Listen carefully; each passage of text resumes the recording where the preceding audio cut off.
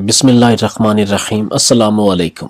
2 साल इजाफी मिडल में लगाने के बाद मैट्रिक में फिर से फेल होने पर रफीक साहब ने पहली बार अपने बेटे पर हाथ उठाया और मारा। बेटे से यह थप्पड़ बर्दाश्त न हुआ और वो घर छोड़कर चला गया। माँ अपने बेटे के गम में हर रोज रोती थी तो रफीक साहब यही कहते कि फिक्रमंद होने की जरूरत नहीं, कमीना वापस आ जाएगा। मगर कई दिनों तक बेटा वापस न आया। अखबारात में इश्तिहारात दिए और मसाजिद में गुमशुदगी के ऐलानात भी करवाए गए, लेकिन इसका कुछ पता ना चला। जब 1 माह गुजर गया तब बाप को तशवीश होने लगी और इसने मुख्तलिफ शहरों में जाकर तलाश करना शुरू किया। माँ बेटे की जुदाई में बीमार रहने लगी थी। 1 साल का अरसा बीत गया लेकिन बेटे का कुछ पता ना चला। 1 साल बाद जंगल से किसी नौजवान की जली हुई लाश बरामद हुई जिसकी शनाख्त मुमकिन नहीं थी। रफीक साहब ने इसको अपने बेटे की लाश समझते हुए कब्रिस्तान में दफना दिया। 20 साल बाद रफीक साहब अपनी बीवी के साथ एक मशहूर रेस्टोरेंट में गए और बैरे से कहा कि होटल का सबसे सस्ता तरीन खाना लेकर आओ। बैरा इसकी बात सुनकर हैरान हुआ और इसने जाके मैनेजर को बताया हमारे होटल में एक ऐसा बुजुर्ग जोड़ा आया है जो सबसे कम कीमत खाना मांग रहा है। मैनेजर ने जल्दी से एक ऐसा काम किया कि आज मैट्रिक के इम्तिहानात का रिजल्ट था और रिजल्ट मालूम करने की हिम्मत नहीं हो रही थी, क्योंकि मैं जानता था कि मेरे पेपर ठीक नहीं हुए थे और मैं इस हकीकत से भी वाकिफ था कि मेरे मालूम करने से पहले ही अब्बा जान ने मेरा रिजल्ट मालूम कर लिया होगा, क्योंकि मुझसे ज्यादा तो इसको इस रिजल्ट का इंतजार था। पिछले 2 माह से मेरी माँ की तबीयत ठीक नहीं थी, इसका इलाज भी ठीक से नहीं हो रहा था। अब्बा जान माँ पर पूरा पैसा लगा चुके थे, लेकिन इसके बावजूद किसी किस्म की बेहतरी ना आ सकी। मैं तो मैट्रिक में अच्छे नंबर लेना चाहता था, लेकिन अब माँ की वजह से पढ़ाई नहीं हो पा रही थी।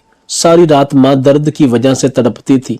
डॉक्टरों ने इसके मैदे में एक पथरी बताई थी और इसका ऑपरेशन बताया था, लेकिन ऑपरेशन के अखराजात बिल्कुल अब्बा के पास नहीं थे।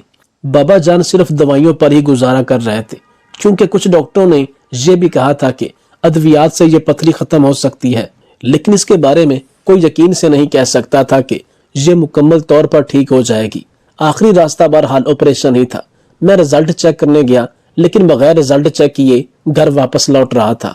दिल में यही सोच रहा था कि अगर पास हुआ तो अब्बा का मूड अच्छा होगा, मुझे खुश आमदीद कहेंगे, और अगर फेल हुआ तो अब्बा का मूड खराब होगा, वो मुझे मजीद मेहनत करने का मशवरा देंगे और मेरी हौसला अफजाई करेंगे। यही सोचकर मैं घर की दहलीज में दाखिल हुआ तो अब्बा गुस्से में थे। इसका चेहरा लाल था। मैं समझ चुका था कि मैं फेल हो चुका हूँ। इससे पहले कि मैं अब्बा से मुआफी मांगता और इससे यह वादा करता कि अगले साल मैं बेहतरीन नंबरों से पास होकर दिखाऊंगा। माँ की बीमारी की वजह से मैं ठीक से तालीम पर तवज्जो ना दे पाया। ये सब मैं अपने बाबा को बताना चाहता था, लेकिन अब्बा ने मुझे इस बात का मौका ही ना दिया। वो अपनी जगह से उठे और मेरी तरफ आने लगे। मेरा दिल खौफ के मारे कांप रहा था। अब्बा ने मुझे जोरदार थप्पड़ मारा और कुछ लम्हों तक तो मेरा सर चकराने लगा। मुझे किसी चीज का होश तक ना रहा। जब होश आया तो देखा कि मैं नीचे जमीन पर लेटा हूँ। अब्बा अपनी जगह साकत खड़े रहे, जबकि मेरी बीमार माँ उठकर मेरी तरफ आ रही थी। वो अब्बा को मलामत कर रही थी कि मेरे लाल को क्यों मारा। मैं अपनी जगह से उठा। माँ मेरे कपड़ों से मिट्टी झाड़ रही थी और साथ साथ मेरी बलाएं ले रही थी।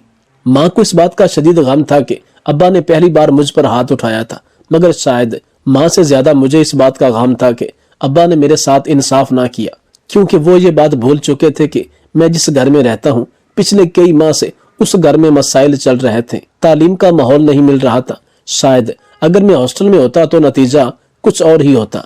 इसके रवैये की वजह से मैं मुकम्मल तौर पर मायूस हो चुका था और घर से जाने का फैसला किया। मैं घर छोड़कर जा रहा था, लेकिन ये नहीं जानता था कि मेरी मंजिल कहाँ है। लेकिन ये जरूर जानता था कि अगले कई दिनों तक घर वापस नहीं आ पाऊंगा।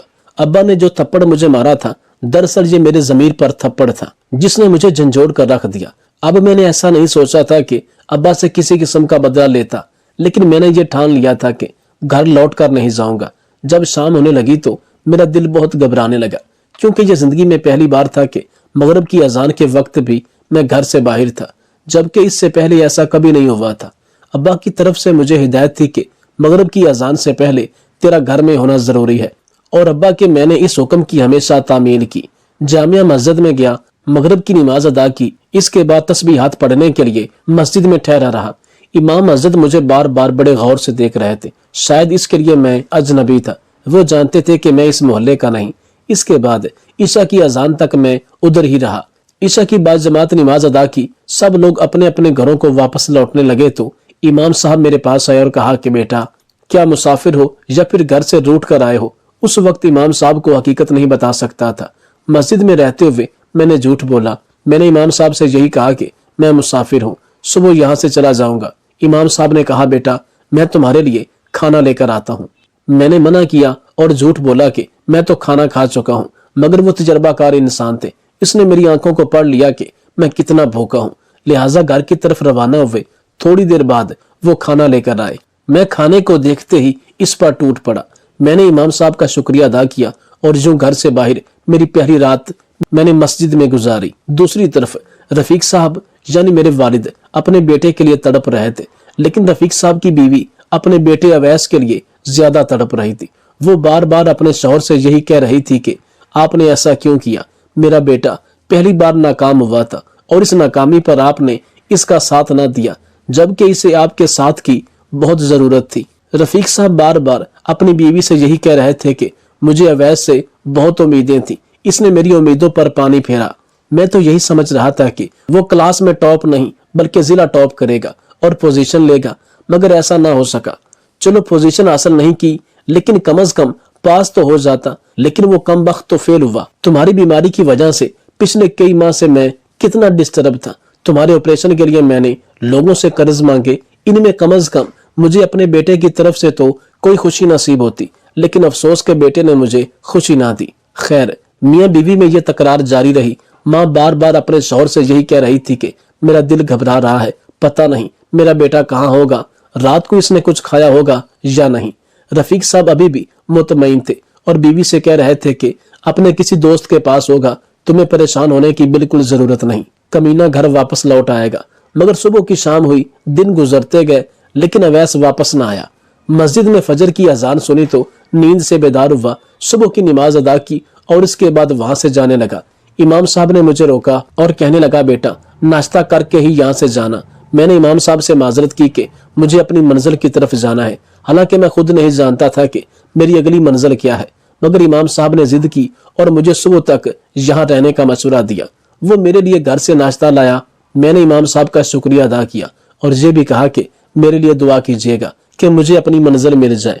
मेरी कोशिश थी कि कहीं से मुझे कोई छोटी मोटी मुलाजमत या फिर दिहाड़ी मिल जाए ताकि किसी से भीख मांग कर खाना ना खाना पड़े।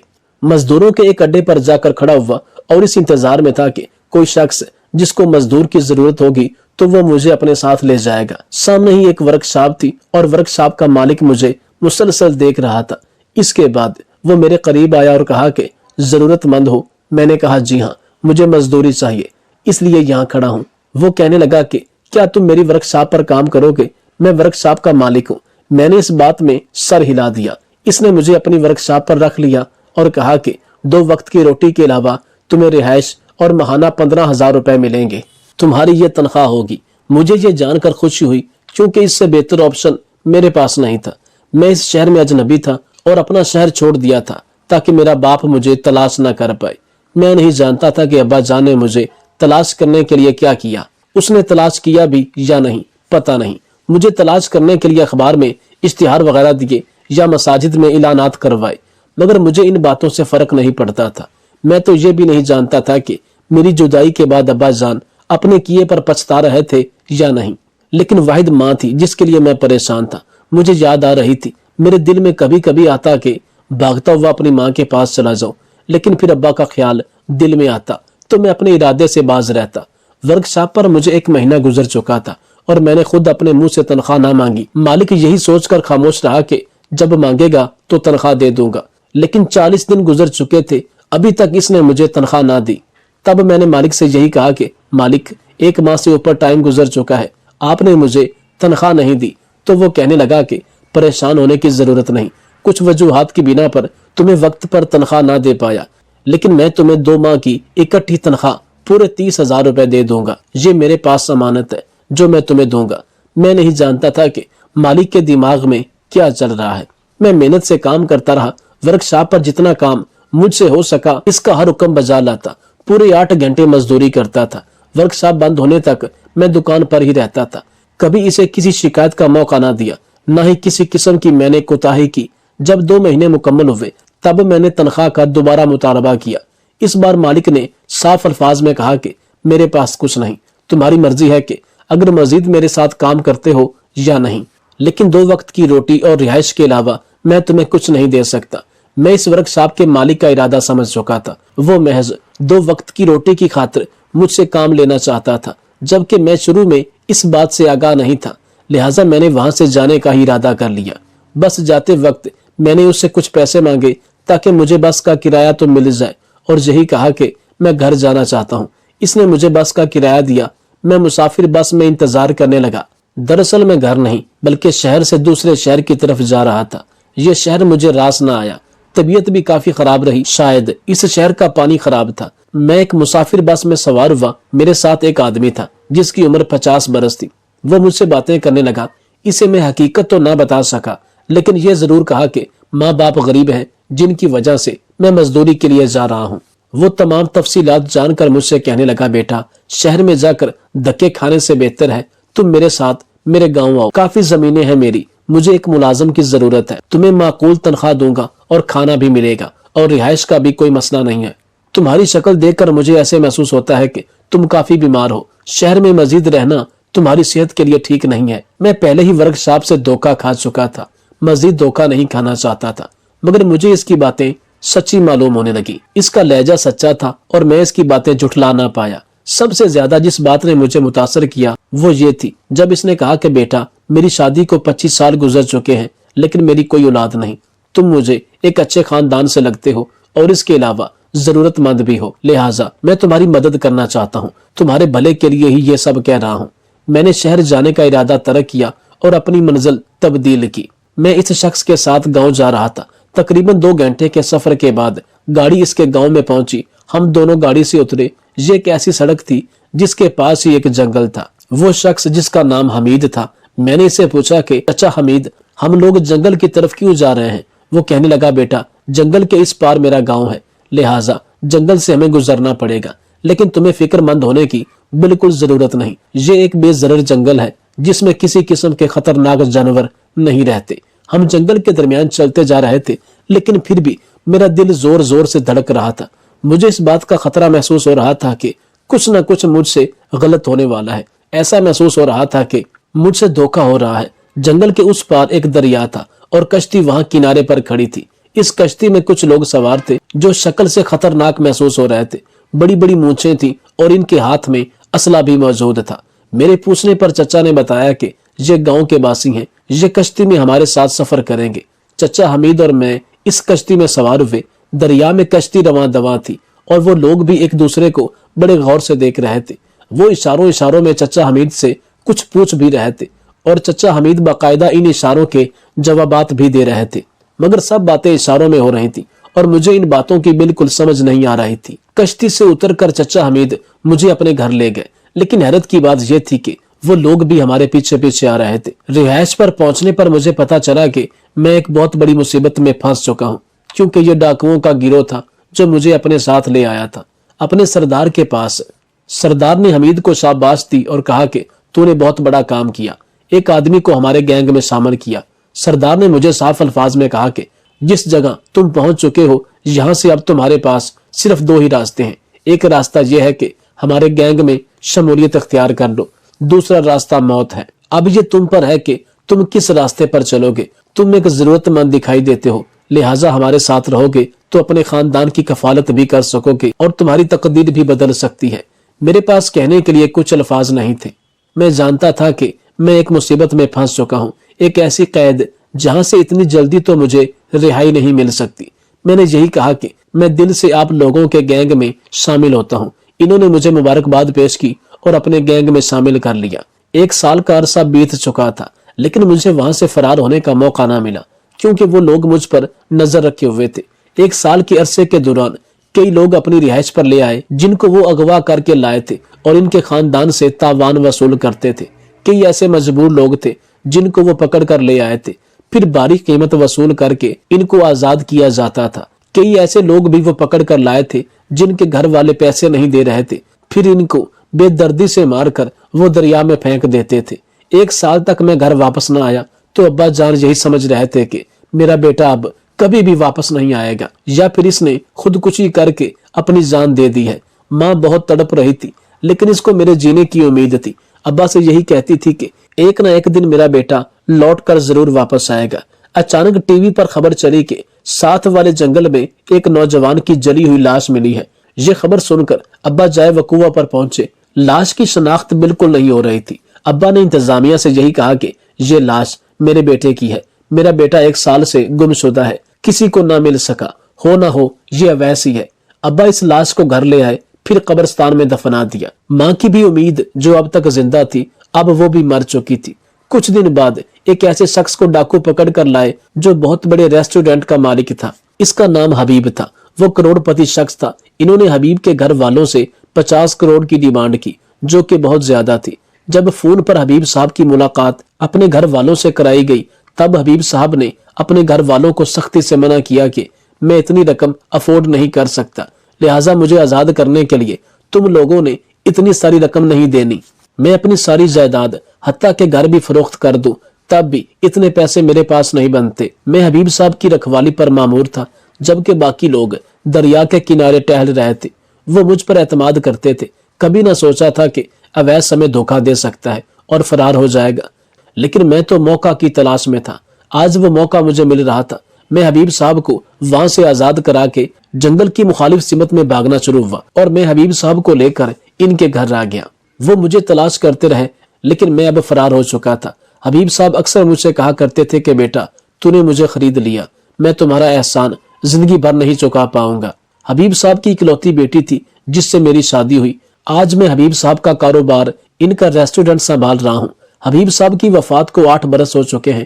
ایک دن میں اپنے ہوٹل میں ہی موجود تھا کہ آفس میں بیٹھا میں نے کھڑکی میں دیکھا کہ ابا جان میرے ہوٹل میں آ رہے تھے۔ ابا نے بیرے سے کہا کہ اس ہوٹل کا سستا ترین کھانا لے کر آؤ جس کی قیمت سب سے کم ہو۔ بیرے کو میں نے ہاتھ کا اشارہ کیا اور اپنے پاس بلایا، پھر ان سے پوچھا تو بیرے نے مجھے ساری تفصیل بتائی۔ میں نے بیرے سے کہا کہ اس ریسٹورینٹ کا سب سے مہنگا اور اچھا کھانا میرے والدین کو دینا، اور اس کے بعد بل کی باری آئی تو بوڑھے شخص نے بیرے سے پوچھا کہ بیٹا قیمت کیا ہے، جس پر بیرے نے میرے باپ کو بتایا کہ آپ کے کھانے کی قیمت ادا ہو چکی ہے، آپ کو پریشان ہونے کی ضرورت نہیں۔ اللہ تعالیٰ نے میرے والدین سے مجھے ملا دیا۔ میں اپنے ابائی گھر گیا تھا لیکن وہاں تالا لگا تھا۔ پڑوسیوں کو بھی اس بات کا علم نہیں تھا کہ میرے والدین کہاں ہیں۔ کتنے سال تک میں اپنے والدین کو تلاش کرتا رہا لیکن وہ نہ مل سکے، لیکن آج قسمت ان کو میرے ہی ہوٹل پر لے آئی اور میری خوشی کا کوئی ٹھکانہ نہیں تھا۔ وہ کھانا کھا کر ہوٹل سے باہر نکلے تو میں ان کے پیچھے ہو لیا۔ دونوں ایک کرائے کے مکان میں رہتے تھے۔ وہ جیسے ہی کرائے کے مکان میں داخل ہوئے تو میں بھی ان کے پیچھے پیچھے چل پڑا۔ آج 20 سال بعد میں اپنے والدین کو مل رہا تھا۔ ان کو سلامت دیکھ کر میں بہت خوش تھا، لیکن مجھ سے زیادہ خوشی میرے والدین کو تھی جو مجھے کئی عرصے بعد دیکھ رہے تھے۔ وہ مجھے تلاش کرتے رہے، آخر کار مردہ سمجھ کر دفنا بھی دیا تھا۔ میرا باپ بار بار مجھ سے معافی مانگ رہا تھا لیکن میں اپنے باپ کے ہاتھوں کو چوم رہا تھا۔ ان سے یہی کہہ رہا تھا کہ بابا مجھے معاف کرو، غلطی مجھ سے ہوئی تھی کہ میں آپ لوگوں کو چھوڑ کر چلا گیا۔ آج میرے والدین ہمارے گھر میں ہمارے ساتھ رہتے ہیں۔ بس ایک پچھتاوا مجھے آج تک ہے کہ 20 سال میں اپنے والدین سے دور رہا، ان کی خدمت نہ کر سکا، جبکہ ابا کو اس بات کا پچھتاوا ہے کہ میں نے اپنے بیٹے کو سمجھنے کی کوشش کیوں نہ کی۔ وہ اپنی ماں کی بیماری کی وجہ سے پریشان تھا اور فیل ہوا تھا۔ میں اپنے بیٹے کو کیوں نہ جان پایا۔ ایمان کی مضبوطی تب ہی ممکن ہے جب انسان ایک دوسرے کو سمجھنے کی کوشش کرے۔ غلطیاں اور غلط فہمیاں ہر رشتے میں پائی جاتی ہیں، لیکن بجائے اس کے کہ انسان رشتہ ہی ختم کر دے یا ہمیشہ کے لیے نفرت پال لے، سب سے بہترین طریقہ ان غلطیوں اور غلط فہمیوں کو دور کرنے کے لیے مل بیٹھ کر بات چیت کرنا ہے۔ ایک دوسرے کو سمجھنے کا موقع دینے سے ہی رشتے بھی محفوظ رہتے ہیں اور تلخیاں بھی نہیں بڑھتی۔